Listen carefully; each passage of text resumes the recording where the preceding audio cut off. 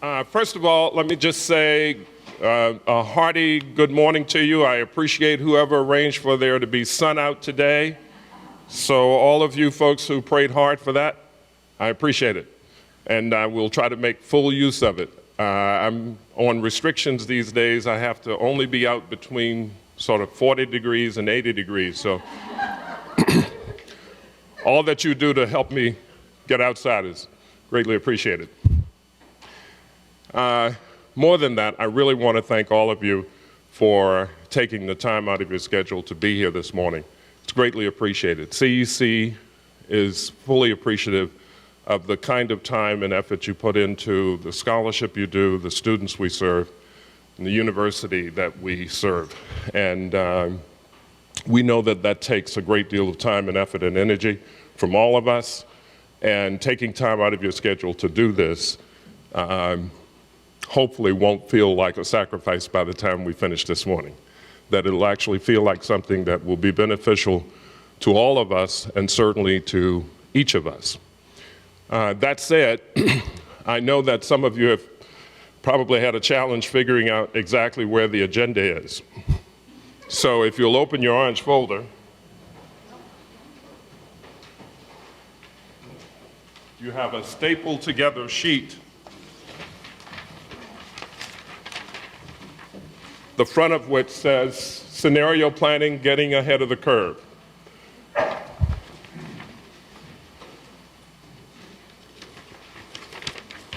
So if you open that, you'll find our agenda for the day. And importantly, you'll find at the very top of that page, the organizing question for the work that CEC has requested your assistance in helping us address. And I want to repeat that. CEC is requesting your assistance, your input, our collaboration in helping us to address that question. And that's what the next 10 months will look like. Our efforts to develop a plan that actually enables us to achieve that aspiration of being a preeminent land-grant college of education. There are both short-term and long-term challenges and needs and opportunities, and we want to solicit your input. We feel we have an outstanding faculty here, people with great insights, and it's not frequent enough that we're able to tap into your understandings of the enterprise that we're engaged in to inform what we do. So that's, in a nutshell, what we're requesting of you. And you now see how the day is organized. Hopefully you enjoyed your breakfast, the coffee was good, and that you've had an opportunity to break bread both with old friends and new friends. And we'll have, I think, a very enjoyable morning this morning. Let me now turn to our dean so that she can welcome you and say a few words about what this launch means to her, but also how important it has been for CEC to come to understand how important it is to get our collective voices involved in this planning activity. So without further ado, Dean Mary Kalantzis.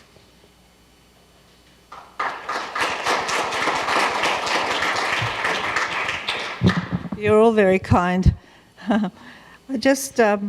I'd like this current group of CEC people to stand. Could you just stand, all of you members of CEC? I want you to clap these people, first of all.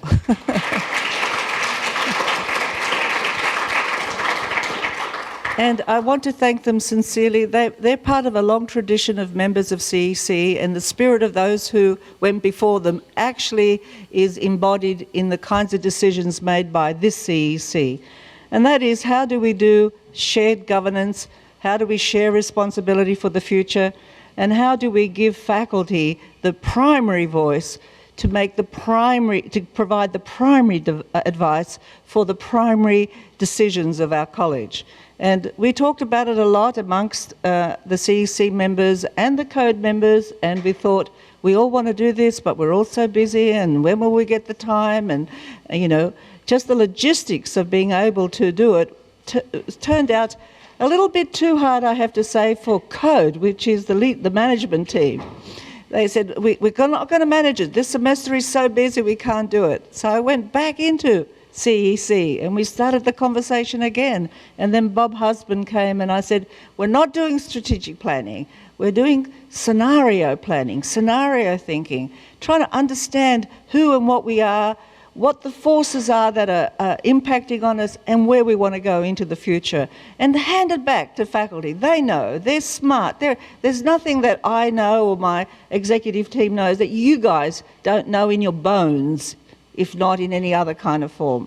So I'm very grateful to CEC for arguing a lot, thinking about what the questions should be, wondering what the process should be, and we've come up with this 10-month process. So this first semester is a dialogue, really setting the scene and having the difficult dialogue that's required to have. And then in the next semester to go back into our departments and with a range of other activities to come up with some of the scenarios or one scenario that we think is appropriate for us to move forward. So I want to thank all the faculty who responded to their colleagues. And I had one person here today say to me, the fact that they heard from Bill, the fact that they heard from Helen, the fact that they were invited by their own colleagues made a difference to them turning up. And that shows a great level of respect and collegiality. It's what we should be. And I'm really looking forward to hearing what happens today. We're going to film this event so that we can put it on the website.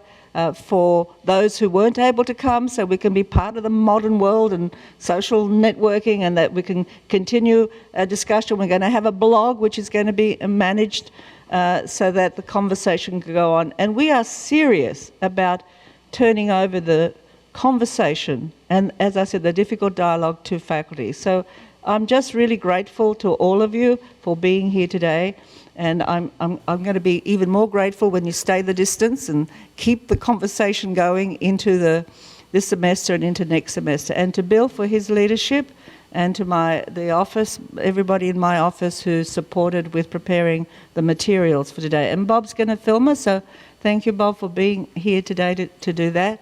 And I'm sure, given who I see around the room, this is going to be a really significant event for us. So thank you all from very sincerely. Thank you.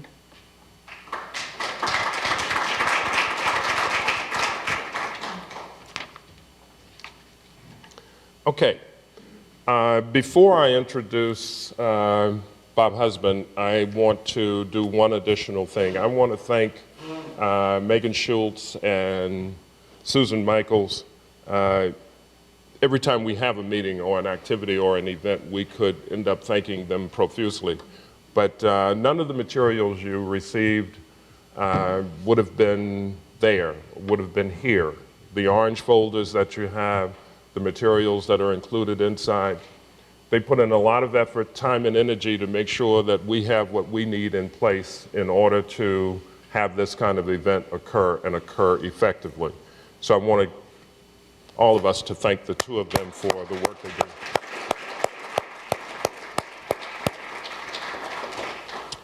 Okay.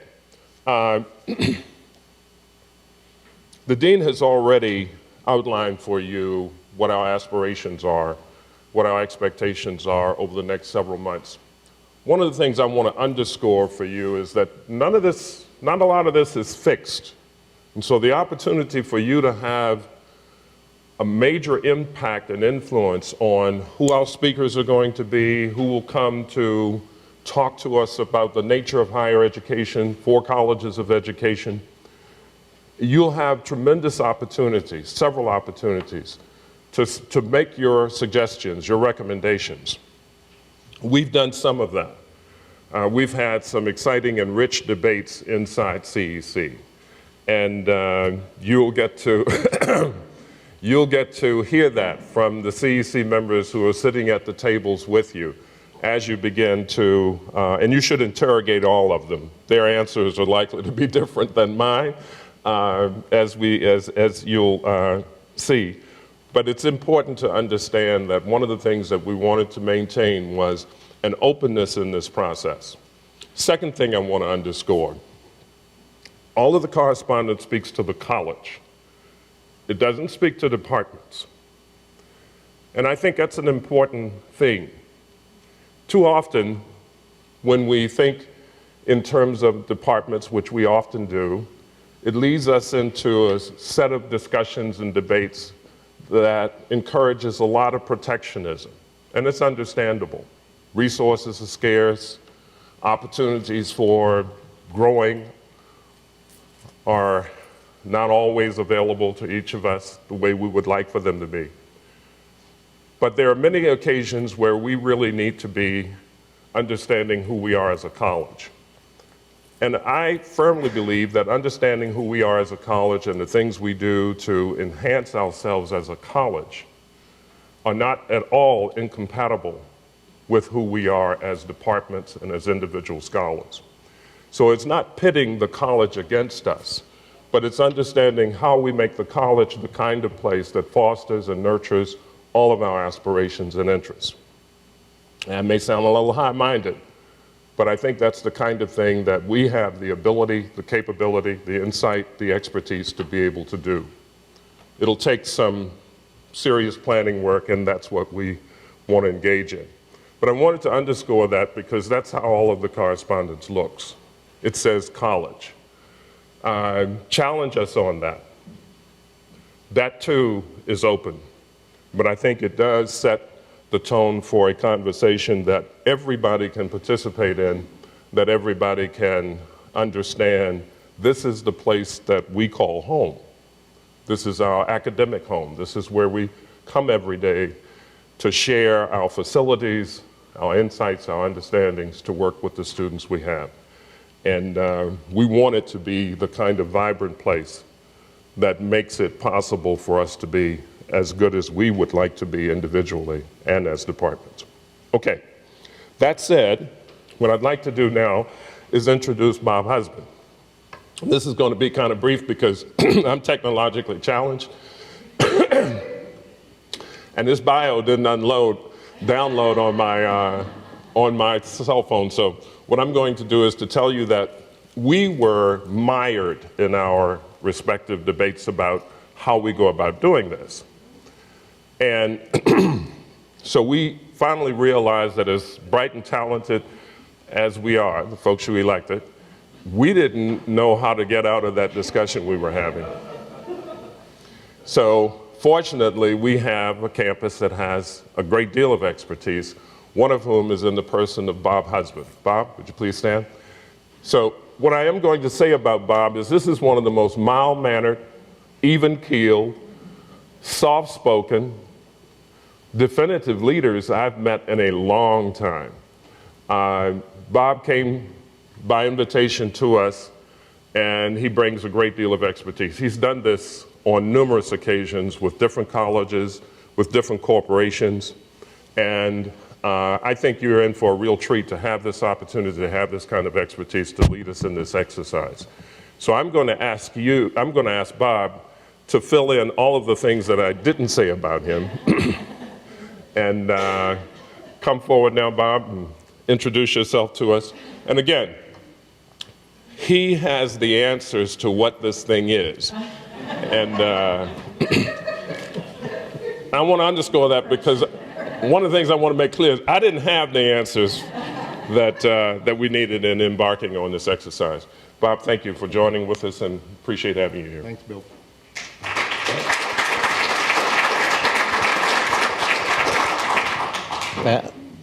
Is this on? Am I on? Okay. That's a kind of scary introduction. I'll introduce myself in two ways. One, I've been on the faculty here at the University of Illinois for over 30 years. I'm currently retired. I was in the Department of Communication.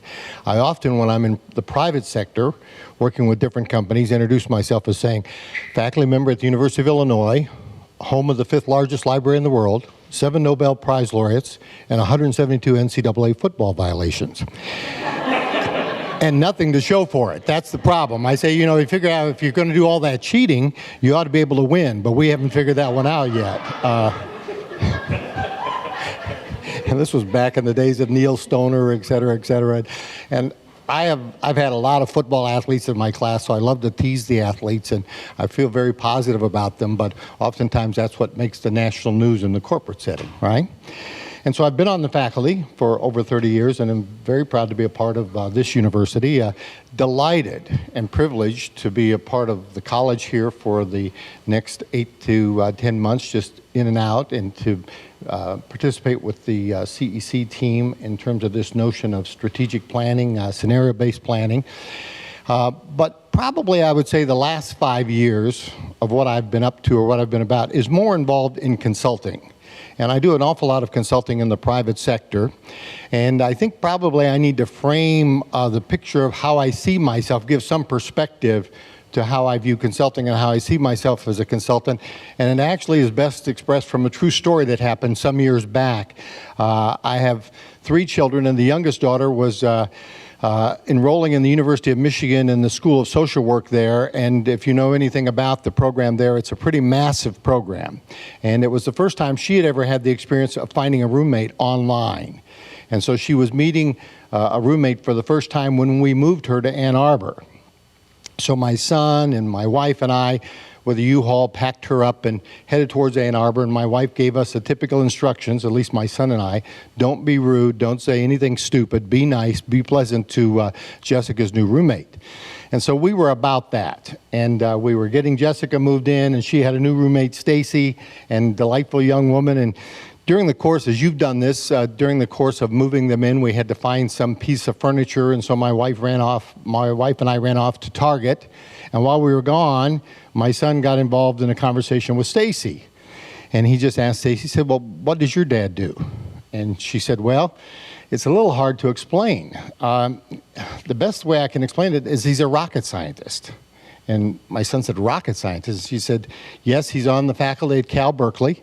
He's been in the fuel propulsion unit for over 20 years. He's an engineer, and he's a rocket scientist, and he's a consultant to NASA." To which my son responded, "Well, my dad's a consultant, but he's no rocket scientist." And I've always felt that gives kind of a good perspective of how I view my role. Now, so what I would say to you is I think what we're engaged in is extremely important, but it's not rocket science. And if you've not ever been exposed or experienced scenario-based planning, I think the decision for the college to do scenario-based planning was to say, we want to do something different. We want to do something that's expansive, not reductionist. We don't want to kind of reduce our ideas. We want to become more divergent in the way we think about the future and less convergent. At some point, we converge on doing planning. But it's wonderful, and it really, based on this scenario-based model, it really is important as we think about the future to expand our ideas, to begin to really embrace and incorporate knowledge that we might not otherwise have. The concept of scenario-based planning was made popular by a fellow named Peter Schwartz, and I don't know if you're familiar with him. He wrote a book called The Art of the Long View. And he was working primarily with corporations at the time, and he was trying to help them think, how do you do planning best? And he gave an analogy, and forgive me for using a sports analogy, but he gave an analogy of, he said, a football team goes into a huddle, and they make a plan. They have a strategic plan. They call that plan, and then they line up, and the center snaps the ball, and then everything becomes scenario-based. And if you're familiar enough with the game, what you understand is even though you've got a plan, things change the moment it actually begins. And so what happens is the quarterback and everybody is trying to identify what is the best scenario. What's the best possible outcome? How do we do the very best that we can do in this setting, recognizing what's out there as we look across the landscape? Well, Schwartz had the same idea in terms of corporations and scenario-based planning. His claim to fame was he worked with the Shell Oil Company, I think it was back in the 70s, when the energy companies were really struggling with being successful globally. And what he argued for is what you need to look for are the signposts that tell you which way the future's headed. The signposts that are going to give you a clear indication of what are the best decisions, what's the best planning you can do. And during that course of time, he suggested, based on certain economic, and you'll see we're going to talk about some forces, economic forces, social demographic forces. He suggested that Shell go one direction, and all the other companies went the other direction. Well, as Paul Harvey says, the rest of the story was Shell was the only one that made the right call. And as a result of that, Peter Schwartz became very well known for doing the kind of planning that has a kind of successful outcome. The one other thing I would add to this conversation, and we'll be able to talk about scenario-based planning as it evolves, is a quote that I absolutely love. It's a quote by a fellow named William Gibson, who's a science fiction writer and also a technology person. And he makes the comment, "The future is here. It's just not widely distributed." And let me say it again. The future is here. It's just not widely distributed. For most of us, we always thought the future is out there somewhere. It's somewhere beyond tomorrow. But Gibson's argument was, no, the future is right now. It's just that most of us aren't aware of it. Most of us aren't familiar with it. It's just not widely distributed. And I think one of the attempts that we're really trying to engage in is to make the future, our future, more widely distributed among this group, so that all of us gain an increasing sense of what does the future really look like, and what are the outcomes that we would want and could look for as we build the preeminent land-grant college of education tomorrow and in the future. Does that kind of make sense? Now, again, I would say to you, that's a pretty cursory examination of scenario-based planning. My own just personal observations is I think, frankly, it's more fun. I think it's the kind of conversations that we get involved in tend to be more animated and more illuminating than other kinds of conversations. And I would want to echo what Bill said and what Mary said, and that is what we are embarking on is a conversation, an ongoing conversation. This is the beginning of that conversation, just the beginning. There's so much more that has to transpire and so many more faculty members that we hope to engage in this overall conversation. But today what I would want you to think about is the end result is we're not going to walk out of here with some plan, or we're not going to walk out of here with some design or some predetermined set of where do we go next. What we're really going to do is walk out of here with we've started the conversation, we want to keep it going, and we want to find out what are the best ways to engage in it. And so I would, hopefully you'd say, well, I'm not sure that's what I signed up for, but I can certainly invest a couple hours in what I'm hearing to date, okay? And where we want you to start that investment, and do we have those worksheets on the tables, Megan, or you've got them over here? Okay. If you saw in your agenda, we said table mixer. What we really wanted to do was get you thinking and conversing about the questions that have been raised. And do we have the, where do I do that? Oh, it's okay. See, it's wonderful when you have assistants. You don't have to do anything. You just say, do we have? Okay. We want to, that's great. We want to engage in this conversation. And what we'd like you to do is there are cards on the table. There are packages of cards on the table. If you take one of those packets of cards and a pen, we're going to move you this way. By the way, while we're getting organized, for those of you that are reluctant to entrust yourself to a stranger, namely me, I think there is a bio somewhere, as Bill said, floating around, and if not, we can make that available to you in terms of some of the things I've done in background if you like more detail. But I thought you wouldn't like more detail verbally today. You'd be better off there. Okay? Let me see if I can reclaim your attention just a moment.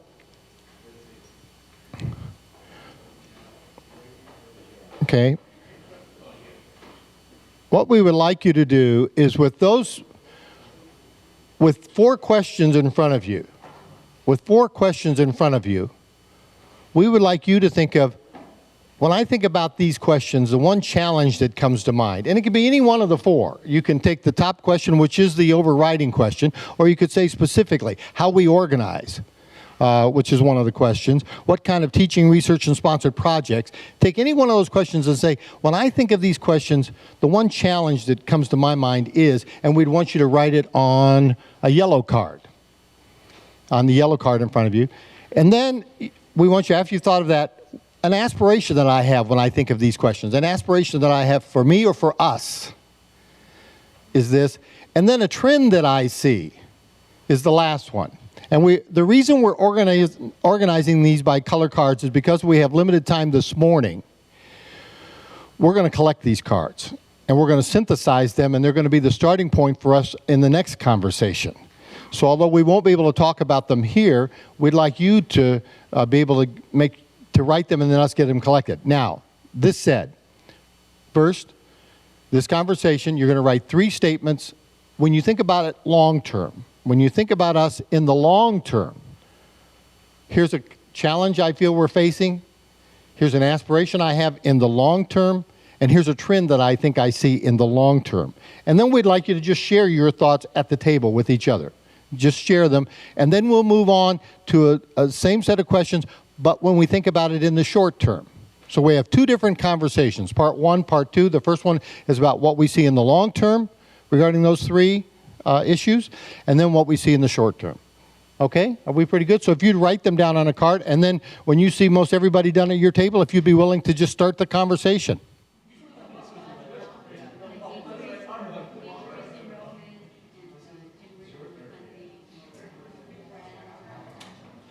We want to now talk about the same issues in the short term, when you have 3 different sets of cards. It may well be that the only thing we're going to be able to do, given our time constraints, is to get you to list your challenges, aspirations, and what you see to be trends in the short term, because we want to give you a break.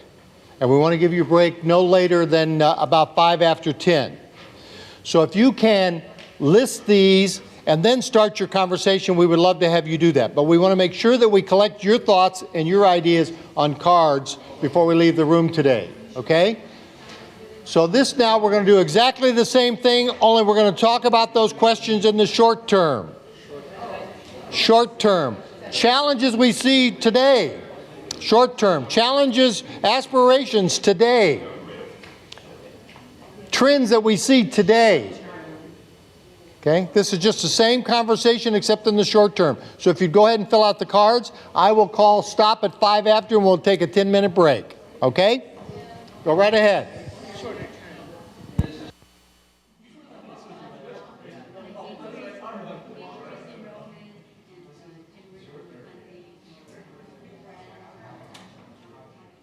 So there's one for social and demographic changes, technology, environmental,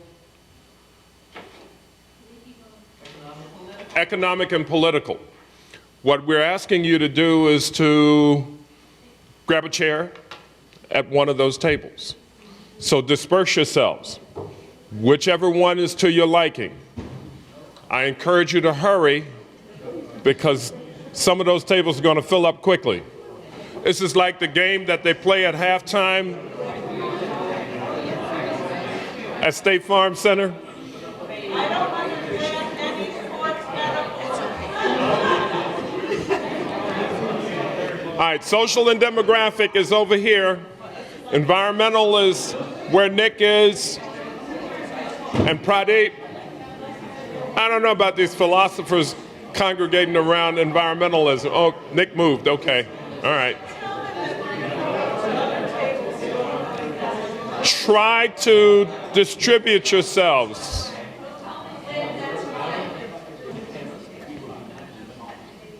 Okay, so if you look at your agenda, you'll see that there's a segment now that is supposed to be a 20-minute session where CEC gets to talk about how we got to this. And so we're going to take a few minutes just to share with you some of our thinking, but also to begin this process of conversation that will be done out loud, not just at your tables. So for the next 15 minutes or so, CEC wants to walk through some of the things that we were aspiring to when we thought that this would be something worthwhile for us to engage in. And then I'm going to turn it back over to Bob Husband because he knows what we're supposed to be doing. So I'll start. You know, you really don't realize how bashful your colleagues are until you say, we're going to talk for 15 minutes and share with the rest of the college. Then everybody defected. Nobody else wanted to say anything, kind of. Not even my dear colleague Chris Mayo over there was, she too ran. For me, this has multiple objectives. I'm as committed as you are to having the kind of product that we encourage the dean to pursue on our behalf as a college when she goes before senior administration to talk about our future, both short-term and long-term. So there is a product aspiration at the end. But I thought that for me, one of the things that would be incredibly valuable would be to see broader exchange and interchange amongst all of us. I realize how much I live in a silo and how little I actually share with my colleagues. With some of you, yes. Different departments, yes. But not nearly as much as I think this college could. And so the opportunity to encourage a process that would generate conversations across all the different boundary lines, to create time and space for that, to me, I thought would be an excellent byproduct of this process, because we'd get to see and experience the expertise that exists. But more than that, I think back to the core point, all of us have an appreciation for and a concern about what this enterprise is, what it can be, the kinds of things that confront us. And we have a concern for what we want it to be. If we don't take the time to influence what that's going to look like, someone will plan it for us. And I think that's important to understand. So in part, it's common sense. We want to take the opportunity to confront those things that are present in our context and that we can have some influence on. So as part of that, you have materials in front of you in your folder. We've taken the time to give you some materials that talk about and describe what the college is. So you have a sheet that explains or identifies what each of the pieces actually is. And that will give you an opportunity to have a sense of, the current context and also some of the kind of larger issues on these 5 topics that also influence our context. So you have specific information about the college, about our context, and you have information about the broader context. You will also find out that there is available to you major reports that are online that you can access that provide a variety of information that will help us think over the next several months about the kinds of things that we need to be conscious about, aware of, sensitive to, and take into consideration as we develop our plan going forward. So I'm going to stop there and let other members of CEC say the kinds of things that were important to them as we push forward on this. And then we're going to make sure you have an opportunity to ask us any questions you want about this process, about why we're engaged in it, questions that I'm sure you have by now. So, who wants to go? I'm going to come over here and sit down. Chris? Hi, so Chris Lubianski, Education Policy. I was asked to speak, I think, for 2 minutes on what it means to be a faculty member in a land-grant College of Education. And my own thinking, I'm expanding that. What does it mean to be a faculty member in a College of Education or at a land-grant university or at a university in general moving forward? I think that's something that we should really be thinking about in terms of some of the external pressures that are being placed on us. So, for example, on my mind, I've been thinking a lot about the National Council of Teacher Quality as one such form of pressure, or economic pressures that you see from, for example, from online education or MOOCs, or even institutional pressure. We do research, but now a lot of other institutions do research as well. So what do we offer that's different or unique? So I'm thinking about that in terms of what does it mean for us to be working at such an institution, and how do we value the work that we do and that our colleagues do? And in particular, are we, in the future, are we going to be valuing local public engagement, having a national or international presence? And we do many kinds of research. What types of research should be valued? And there's, I think, a cynical element here that, a lot of these forces are at play, and we don't really have much of a role in it, so people want to throw out their hands. On the other hand, I think there's also a sense that, well, we all do what we do, and we shouldn't be affected by those things. And I think what I'm feeling is the need for us as a community to define what we want and we value, and then reward among our colleagues at the college over the coming years. That's been something that's been guiding my community, or my thinking. But just before I pass on the microphone, let me just say, I know that the terms have been thrown around a lot, and most people know what CEC is, but just especially for the new people, CODE is the Council of Administrators at the college. CEC is the elected representatives of the college. So why I'm saying that is because the people here were elected to represent your views. So on things such as this scenario planning, we'd really like to hear from you. If you find this a useful process, let us know that. If you think that this isn't going to be a good use of your time, we'd need to know that as well. But please talk to these people about exactly that before we invest a lot of time moving forward with this. Thanks. Hi, thanks all for coming out this morning. I think this turnout is really great. And one of the things I think we all do very well is research. And so turning the research lens onto ourselves to talk about what the state of the college is, I think is a very important thing to do. I think the conversations that have started so far have continued on in the vein that I'm interested in, which is getting us to be literate about our budget and about the constraints under which we work. But the other part that I'm very concerned about is having us continue to move forward with the values that sustain the kinds of education that we do. I think the more that we look at metrics, the more we also have to be pushing back against them and reminding ourselves what we value.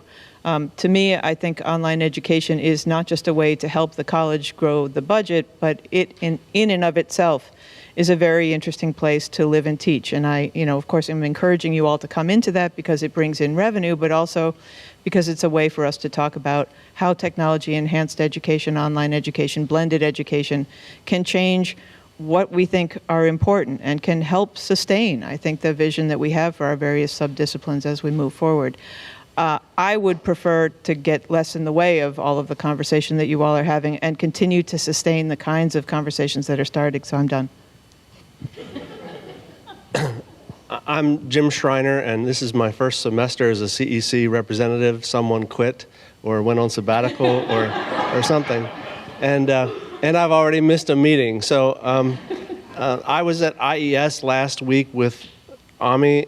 We were in a room with folks who had the research money from IES for this particular cycle. And one of the things that I will say is that it's important for me to sort of shake my own thinking about traditional funding for research because it's going away at a quick pace. I believe they said they funded just 4% of grants submitted to IES in general. That includes all branches of IES, not just special ed research, but the other branches as well. So out of every 100, 4, and 70% of those 4 had been submitted at least 3 times. So looking to the future, I need to think and get help in thinking about different ways of keeping research funding for our students, and I have staff working. I mean, it's another realm of thinking that I wasn't actually trained to think about, and I need to expand my own thinking about that. But I think moving forward for the younger, more adaptable folks, that's what is facing us as a college, because I think we can do relevant and important work, but I just don't think it's going to be funded in the traditional ways that us older folks have experienced. So Ami Santos, also from the Department of Special Education, also on my first year on CEC. So as Jim mentioned, I was at the IES Project Directors meeting last week when we missed this talk that we're supposed to talk.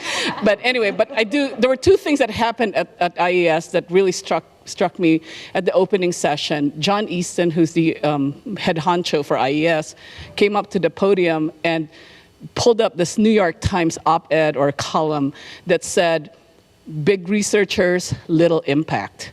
And it was really striking to me what kind of like the big picture of what's happening in the landscape of our work. The other thing that also struck me at that talk was that there were three people there. One was Arnie Duncan's right-hand person. The other one was the assistant secretary for special education. The other one was somebody who does community college and all that stuff. All three of them said, "We don't read your scholarly journals, but we're the ones that advise the policy changes that happen in our country." And it's really important for us to think about the messages that we bring to the broader community, to the broader public about the work that we do, the important work that we do. And I think that really struck me, and I think I'd like for us to really think about that. As part of the work around the scenario planning, one of the things that really, what I'd like to hear from you about or learn from you is what would sustain your interest in doing this. It's going to be a long haul. Bob said 10 months. And there's going to be months that we're going to all go do things, get busy. But what's going to sustain you in making sure that you stick with this process? And what can we do to make sure that we get all that information to you to keep you interested in it? So let us know. I'm Lisa Manda Amaya. As far as scenario planning, one of the things that was really important to me in thinking about this is sort of this changing pressures that we're starting to feel in terms of teacher education, in terms of the research that we're putting out around teacher education, and how do we kind of really think ahead to what would make our programs programs that can be recognized. So that was one thing. But the second thing that really has concerned me is the metrics on which we're being evaluated. The way that people are looking at us as a college, we need to be highlighting ourselves in ways that maybe we're not doing a very good job at this point. So I would like for us to really think about where we want to be and what it's going to take to get us there, and how do we deliver our message that we're very good at what we do, we're very effective. So how do we deliver that message, not just to each other and to campus, but at the national level? Thanks. My name is Helen Neville, and I'm in educational psychology. And when I think about this particular task, there's 4 interrelated types of questions or big issues that I think are critical as we as a group and as a community begin to do some future planning. And one of the things is, as the university's doing strategic planning, that provides us an opportunity to do reflection. And so the questions for me were like, who are we, where are we going, and how do we get there? And I think that's a lot about strategic planning. And when this conversation came up, there was resistance to doing strategic planning the same old way, which is the SWOT kind of approach to strategic planning. It was a kind of static, we've done that, been there, how do we break out of that? And so that's when we had these conversations about scenario planning. And I have to admit, I was really like, what is this? How are we doing this? Where are we going with this? And we had lots of reading about it. Bob came in and talked to us about it. And what I decided to do was trust the process. I think that we've got experts helping with us, and that we need to find a way to dream big so we can get there. One of the things that I had an opportunity to do was participate in that CIC Leadership Academy. And as part of that, we would travel to different institutions and hear leaders talk about their particular style. And what I noticed is this notion of dreaming big, setting these large goals, and then problem solving about how we can get there. And I think that we can do that in the College of Ed. Second issue was that, I think that when I talk to folks that are part of the college, it doesn't seem like there's as much of a commitment to the college-wide effort. We don't have this particular culture of I belong, ooh, that's a little, okay, that we need to create this collective vision. So that's what I'm really interested in, getting folks' input so that we can identify a college-wide collective vision that's transparent, that people know how is it that we made this decision? Why is it that we're going there? And I think there should be lots of buy-in. And that leads to the third piece, which is this notion of strengthening our culture. When I talk to junior faculty or newer faculty, people seem to have a hard time to identify with the college as a whole. So how can we strengthen that culture and create a sense of belongingness to the college? I think we belong to our areas of study, we belong to our departments, but there's not an identity that's a college-wide identity. So I'm really interested in how do we get buy-in and do that. And the last is my own personal pet peeve, but I think it's related to university vision, and that's strengthening diversity, equity, and social justice, and seeing that as one of the core values. And I'd like to personally see that integrated throughout some of the work that we do. See, they didn't walk away at all. Thank you all very much. So what we want to do now really is to turn to you and have you talk to us, talk to each other. What are your questions? Now that we've launched this far this morning, where are you with this? Questions? Don't be shy. I'll bring the mic to you. Anybody? I'll say just as something, an outsider to the professoriate, when you say collective vision and buy-in and things like that, it seems to me that the systems that are in place throughout the university and for the professoriate in general militate against that. They reward departmental, individual, excellent, and I'm not hearing how the vision and buy-in, and maybe that's what this is to bring about, but where it comes, I start from a place of skepticism with it. That's all I'm saying. Yeah. Understandably, and I think many of us have that same question. How do we get from thinking about the college to continuing and persisting at encouraging and nurturing our own excellence, both at a department level and at an individual level? And can I say, bringing outsiders into it in a sense of welcoming, that broadening the community. And I've heard some wonderful conversations in the group I was in this morning that asked for that. But where that comes from, that's what I want. Anyone? Yes, Peter. Oh, we'll start here, and Peter, I'll come back to you. I guess I'm just interested in what do we expect to have at the end of 10 months in terms of a deliverable? Is there going to be a written document, or is it just some ideas, or yeah?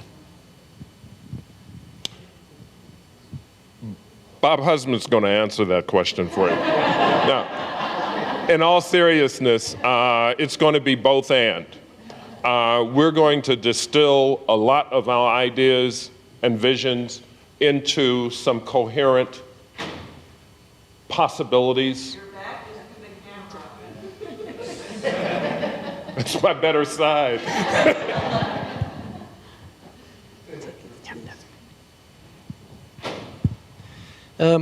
Great organizations do a lot of little things right. And while I'm all in support of the big picture and the grand vision, let's not forget the need to improve and find efficiencies in our day-to-day operations. A lot of the frustrations and the shortcomings and the concerns and the headaches are not so much with a lack of a big picture, but with day-to-day things that are not working the way as they should. So let's balance, if you would, the long term with the need to review our processes and policies and procedures so that we can build from a position of strength rather than having a disconnected long-term vision and a current future that's not as good or as satisfying as it can be.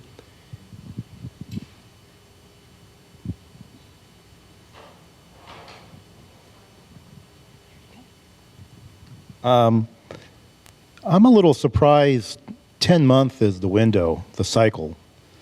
If I was in business and I was doing this from a perspective of meeting a market challenge, by the time 10 months came around, it'd be totally irrelevant. And I don't know if there's any way of expediting the process, or at least maybe through the 10 months have some implementation opportunities so we don't have to wait until the end of 10 months to do something small that could have been done at the end of 3 weeks. Because I think when we look at the short-term challenges, I agree with Peter, I think little things add up to big things. So there may be little things that you could implement right now, but why wait for 10 months to think about doing it? Jeez. I mean, one of the things, you know, we talk about symbols, what brands a college, what gives people pride. You know, there's a case out in the lobby there that has things for sale that says ACES on it. I mean, I'm not suggesting we go into commercialization of our college, although, why not? But kids that buy that and parents that buy that and alumni that buy that feed into that cultural aspect. It's just one representation of what people think about that college. Why wait 10 months for some small idea like that? Just as an example, I'm not saying we should, but why wait 10 months to do something like that when it could be done now, if it's something, if there's a consensus for it? Yuri? Yeah, I was going to say that I agree that there are short-term things that we can go after, but in terms of the 10 months timeline, I guess based on the conversation we were having at our table, I was thinking some of the larger topics we were getting at were things that were not issues that were going to change very quickly, because they were really about who we are as an entity and how we position ourselves along those dimensions. And these are not things that are changed overnight. And I think the idea that we need short-term goals as well as long-term goals, I think is a good one, because someone asked a question, what will keep us sustained? Well, we got to hit our markers. We have to be able to look at those and say, yep, we're doing good. We're heading in that right direction. And we're able to pat ourselves, you know, take in human nature, you know, that we are accomplishing something. It isn't just 10 months and you just go at the end and then we'll see what happens. But there's something much more to that. And I think if we can define what that is, and we can label it, we can operationalize it, however you want to put that language around it, and then set forth a plan that will get everyone on board, then I think we're headed in the right direction. So there's a short-term component, but there's a long-term component. And the long-term component, I think, is much harder. And I guess maybe I'm being a little, I don't know. I think that kind of stuff takes a lot of time. So. Very good. Anyone else? Well, this is just the beginning of the conversation. And we want you to take it that way, that this is a start. We want to continue this kind of energy, this kind of input. We've tried to structure many different ways for that to happen over the course of the next several months. Part of it, Ron, is lots of people, summer matters. And so the 10 months has something to do with that, and the ability to be thoughtful about the kinds of things that we want to fashion. So it will take some time in the fall, but we definitely want to respond to the low-hanging fruit. I want to appreciate again, tell you how much I appreciate the kind of comments and discussions that have been going on in here. I think it's extremely rich. And I think we're going to learn a lot just from today in terms of how we can move forward. Now I'm going to get out of the way and give the mic back to Bob Husband, and we'll move into the next segment. Thank you again. Give yourselves a round of applause for doing that. Yes, you all are going to need to find seats. Actually, let me observe. Some of you who chose the topic, the table you're at, you believed that this was the only topic you were going to get to talk about, I presume. That's not true. We're going to ask you to talk about every one of them. So we're going to design something so you could feel free to change a table right now and still realize you're going to talk about the topic that's at the table you're sitting at. But we need to spread it out and make it equal among the 5 tables. So if you can look around and say, well, this table looks a little full, and so maybe if a person or two would move from this table and one of the CEC members could stay here. I want to respond to a couple questions that I heard. Your name is? Dan. Dan? The question that Dan raised that Bill said I would answer. I think you should expect, at a minimum, 2 deliverables. One would be a set of scenarios. And what scenarios are possible future situations, possible future outcomes, possible future that we're facing. And one of the parts of the process that we're going through is to create these scenarios, for you to create them, not for them to be created somehow independent of you, but for us to look and say, here we think is a real possibility of a future. Now let me give you a dire one, because oftentimes the scenarios come in the worst case, best case, no change. Worst case scenario, no college of education in the future. Worst case scenario, no universities, standing universities in the future. The Khan Institute takes over. Possible scenario, not probably a likely one, but the notion is we create scenarios that we think have possibilities in the future, and then we look at them, and I used this phrase early on, but it probably ran by us. We look at them and say, what are the signposts that would tell us that's the future?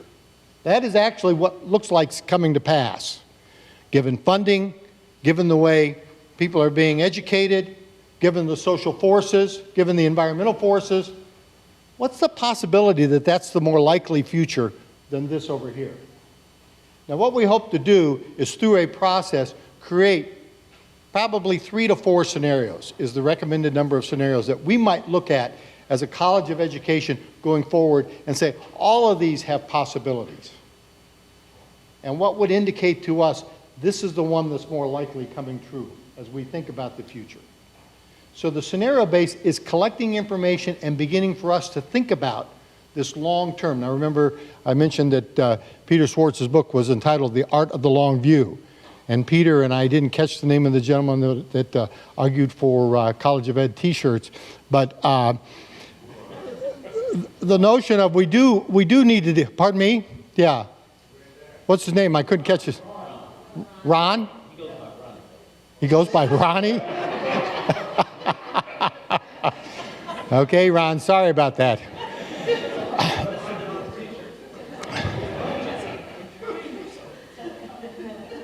Clearly, no one should presume that what's going on here is ignoring the present or ignoring what needs to get done, you know, in intermediate steps, that we can't ignore what's happening to us and goals that need to be set and activities that need to be accomplished.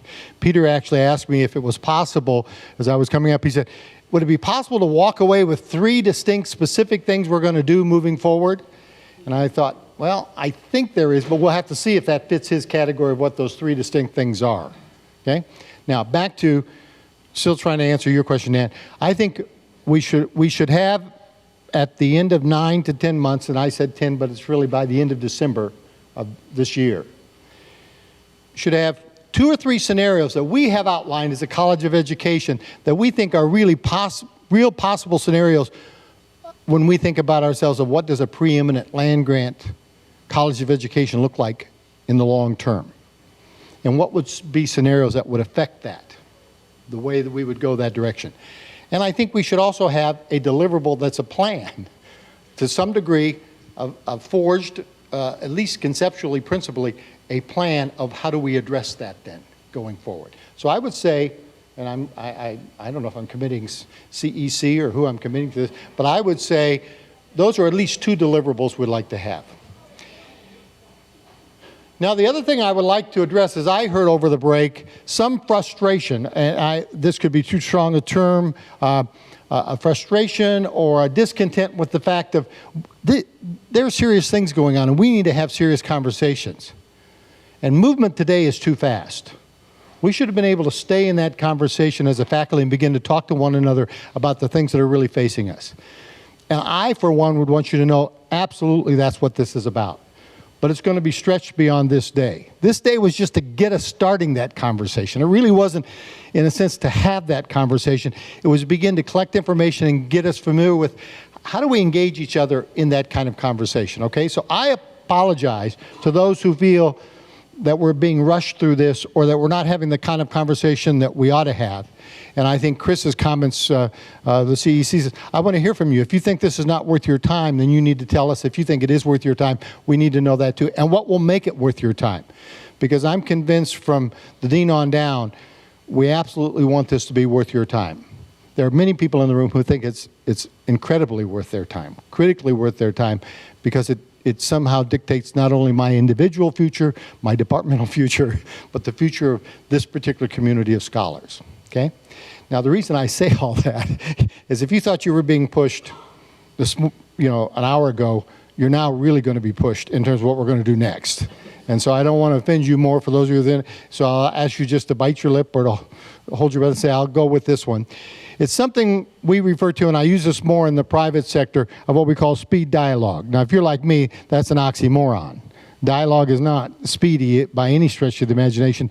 But it was a takeoff structurally of something like speed dating, where you spend a very short period of time exploring a particular question, and then you move on. Now, here's how we're going to operate. You're at a table right now that has a card at that table and one of the CEC members, and there's a question at the center of the table that we want to ask you. And fundamentally it says, what additional information, data, or even individuals do you think we need to hear from in order to address the topic at your table? When you think about the College of Education moving forward, and we think, and I'll point at this table, technology, what additional data do I feel like I need? What additional information do I need? Who do I need to hear from that might help me sort out some of these issues? And the CEC member is there to collect what you offer. We want to sort that out. You got some data today. It's in your packets. Not near enough in terms of really becoming a fully informed member of someone who's trying to think through what the future looks like. So we're just doing some additional time. What I'm going to do is I'm going to give you 4 minutes. 4 minutes to have that conversation. And again, if you'll forgive me, I don't want to look like we're being silly here, but I'm going to click a button up here and it's going to start playing a song at that 4 minutes. You have less than a minute to get to the next table. Now, you can go anywhere you want. Your only obligation is to get to all 5 tables. No, in 20 minutes. Thanks for that clarification, Chris. I don't know if you heard him, but he said in 4 minutes we're going to do this. No, 4 minutes at each table. Then I'm going to hit the button and we're going to play a song and you're to find another table. Now, let me tell you the principle of this. The reason for this, that you're moving and the facilitators are staying, is because you get to choose who you want to be with, right? I mean, a part of every time we get in a group is, oh, the last thing I want to do is be with that person. They're going to talk the whole time. You don't have to be with that person. You can go to another table and avoid that person. But you need to be at all 5 tables. Let me also forewarn you that even when we start out equally, and we're not even started out equally, by the time we get through these 5 conversations, there'll be 1 or 2 tables that only have 2 or 3 people at them, and the rest have just expanded exponentially. I have no idea. I'm a math major, but I have no idea of how that particular principle works, but it works every time. So don't be alarmed. Just keep going to every table and make sure you get to all 5 tables, okay? So CEC member, if you would take the question at your table, raise it for the group, and then group, your job is to just respond. Respond to that question. Try to start identifying information and data you need to answer this, to address this particular force, okay? Go right ahead.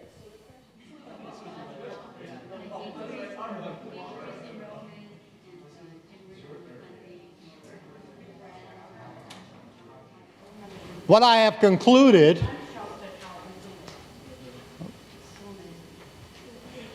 What I have concluded is this is a faculty that may be shy in front of a microphone but not short on ideas. Clearly, we would have lots to talk about. I wanted to honor a commitment that we said we would have you out of here by 11:30. That's 3 minutes away. So there's lots that has not been accomplished today. In fact, for some of you, it may have felt like we just barely scratched the surface. And we've created more questions than we have answers, and that we've just started on this journey. Some people came to me and talked about the idea of, what about that business of having to go 9 or 10 months? Couldn't we do it shorter? I want to suggest to you that at least my involvement with the CEC said that they were shooting for a time frame that was shorter than that. But recognizing your commitments, your calendars, the schedules of the faculty, it was beginning to believe that that was not a realistic push. But we will continue to push faster. What we've distributed is a visual of the calendar going forward, of what we see happening. And rather than go through that in detail that for you, I hope you'll take an opportunity to just look at it and see the multiple venues that are getting created. Peter and I had a chance to visit just briefly about his question about take 2 or 3 specific action items. And I got clarity as to what he was thinking about there. And it had to do more with, we'd like to know what the next steps are in the process, but we'd also like to know next steps in the context. Are there things, and I think he was saying there are things that should be provided that will keep us stimulated and keep the effort that we want for a long-term direction sustained. An example that was given, for example, like budget updates or information that might provide us with impetus to say, we need to stay with this. We need to keep pushing on this. And what I would say, whatever is short-term, we would suggest needs to push towards the long-term evolution of where we're headed as a college of education. So my statement to you would be, you know who your CEC members are. They're going to be meeting even as early as next Tuesday on this. We will be collecting all of this information. By the way, CEC members, we'd like to collect your what you've written down to take notes, and we'll get those compiled for the next meeting. We're collecting all of this and synthesizing it. That's going to be an outcome. We have wiki sites set up. We have a blog site set up. We really are going to try to continue to work on this to sustain it. Would want to reaffirm, my role is simply to facilitate the process. I've been referred several times as an expert. I'm not sure there is an expert in scenario-based planning. There are some that simply have more information and more experience than others, but we're going to kind of go through this together. So my role is, when you see me, will be to simply facilitate what we're doing. Dean Mary, would you like any last words? Or? I just want to thank all of you who are here. It's a very impressive cross-section of our college that are here, so thank you very much for staying to the end. I know some people had to go back for important things, and I know you're dying to get back too. But can I say I am genuine, really genuine in saying the next part of our journey in the College of Ed has to be informed by you. It's a very difficult moment. The university is in transition, colleges are in transition, metrics are the culture of the moment, whether we like them or don't like them. Somebody is inventing them for us. And I think a couple of the CEC members did bring that up. We have to be able to intervene in that process to say which metrics matter to us and which metrics are about our sustainability and which metrics are about our values and how those things are balanced out. But CEC provides advice to the Dean about everything. If you look at the bylaws, it's about everything. But we are rushing, making decisions all the time. You know, not always able to capture everybody's interests, but always in the interests of the college as a whole. So this is an important opportunity. We will get short-term responses as well as long-term responses out of this, but I'm really honestly saying to you, we want your input, right? CEC wants it, and I as the Dean have asked CEC to rally itself, to rally the faculty, in order to provide with the kind of guidance needed for this historic moment. Like scenarios about points in time. This is a very particular point in time. Who we hire, who we reward. You brought all those things up. whether we're comprehensive. Those key questions that the CEC put up, they are not kind of fluffy questions. They're very serious questions that are being asked at the campus level, at the national level. You know, that IES conversation, thank you for sharing that IES experience with us about the fact that colleges of ed and the research that we do, they don't think matter, right? And there's less of it. And where do we go to get it? Are we going to be a Research One college? What does it mean? How do publications matter? How do grants and dollars matter? What's the balance? You know, all of that has a question mark around it at the moment, and the executive and the dean can't answer it for you. We try to do the best out of historic kind of values and decisions, but if we're going to make any dramatic change or not, we need to know what the implications of that are. And only you, the community, you know, and a community that talks about self-governance. That's, you know, like I came from a university where the full professors determined the policies of the university. That's how it used to operate. Then all of that disappeared and the administrators took over and you know, it's a different kind of situation. In America, those kinds of things are in process.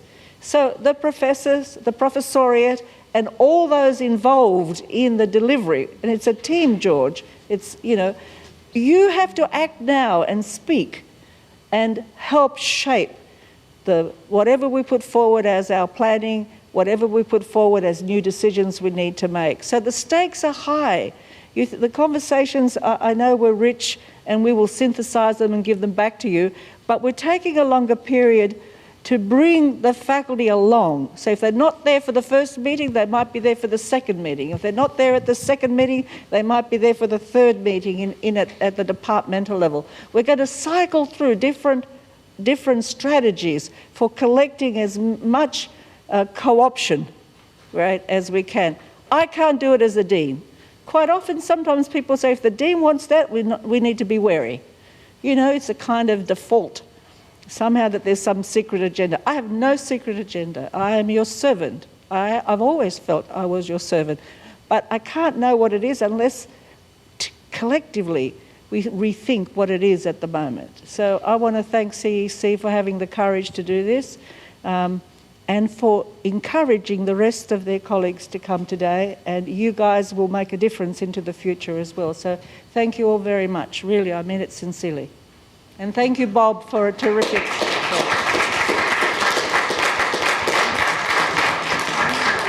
talk. Folks, I hope all of you took a look at the screen. Please stay tuned going forward. This is the link for our blog.